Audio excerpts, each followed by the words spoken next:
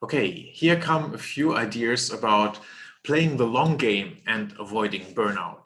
And this is all about excellence. And a lot of people don't realize that excellence is tied to avoiding burnout.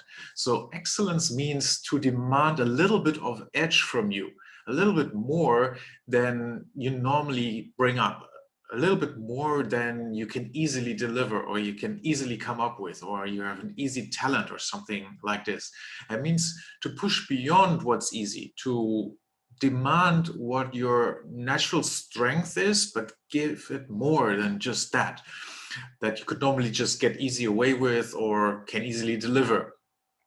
And it's about asking yourself, what's the next level for me? Where can I go from here? Where can I push beyond?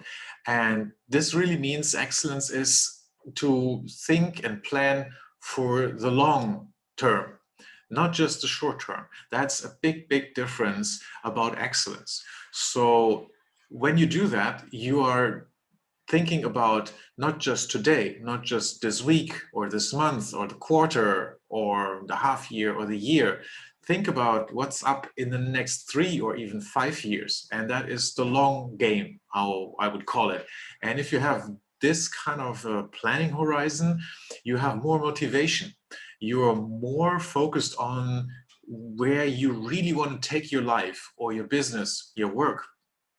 And that should give you the perspective of not getting caught up with all the little things in your life every day. And you should not compromise on the short term. You have to make space for the big topics for the long term. And that means short term, you should not go for everything that's there, that everyone wants to demand of you, and you think you need all to do this. You need to get focused on the long term, not get compromised on the short term. Meaning, every day, really be careful that you work for sure on, let's say, the 3 main long-term goals that you have. Let's see, for the year or the next 3 years, bigger horizon projects to architect your future. Like if you want to build a building, you need to have it architected, or you need an architect to plan it out for you. But you need to be involved in this building, which is your life, your private life and your work life.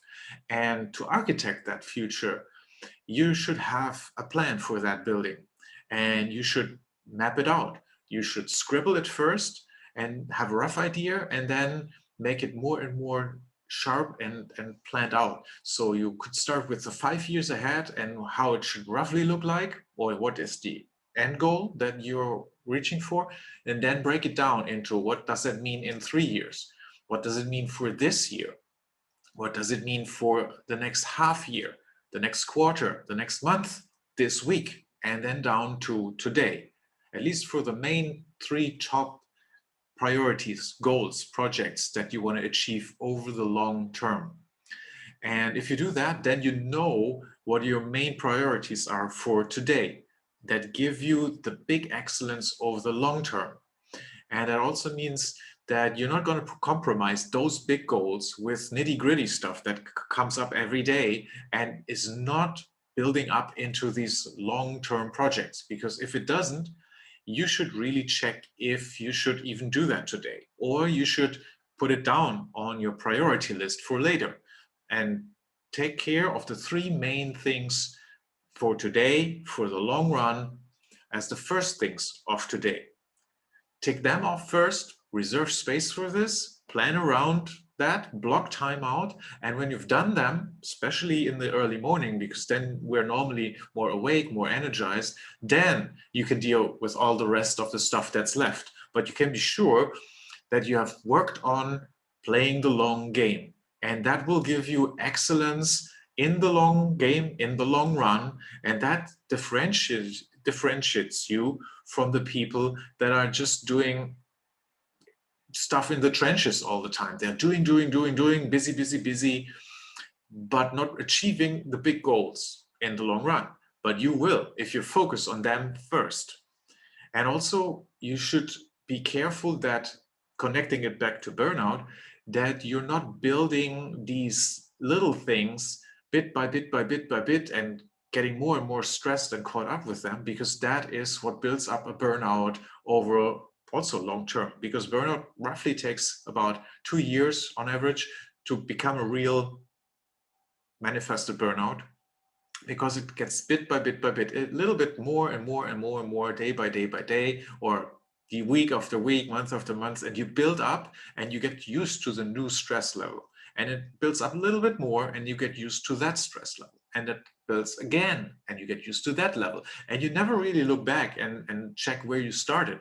And that means over 2 years, you're on a much higher stress level than 2 years ago. And you haven't even realized it. And normally also not your direct surroundings, your peers, your team, your family members, even your partner haven't probably realized it, because it builds up slowly and everyone gets used to it, even your surroundings, your peers. And then suddenly it just gets too much. And that has nothing to do with excellence and not with great performing.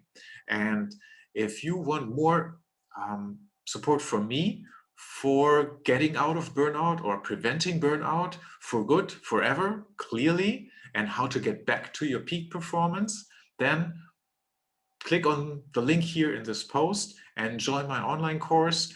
It will greatly help you with preventing burnout or getting out of burnout.